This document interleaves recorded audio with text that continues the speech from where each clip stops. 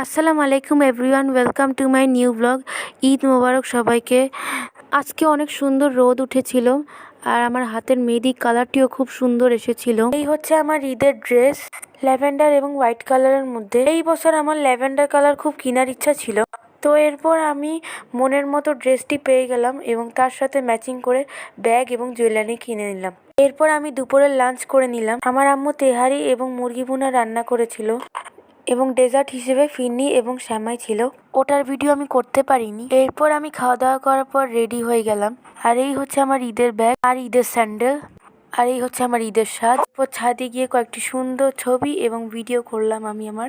এরপর আম্মু এবং আমার ভাইয়ের সাথে ঘুরতে গেলাম খিলগাঁওতে। আমরা খিলগাঁওতে গিয়ে অ্যাপিলিয়ানো রেস্টুরেন্টে বসে পড়লাম। অনেক দিন ধরে আমাদের পাস্তা খেতে ইচ্ছে করছিল, এজন্য আমরা পাস্তা অর্ডার করলাম, কারণ এখানকার পাস্তা খুব মজা।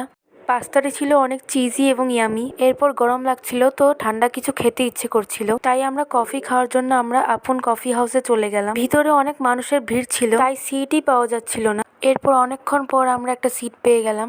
এরপর আমরা 2টা রেগুলার কোল্ড কফি অর্ডার করলাম। এখানকার কোল্ড কফি আমার খুব ভালো লাগে। তো এই ছিল আমার ভিডিও। আবার দেখা হবে পরের ভিডিওতে। Please like and subscribe my channel.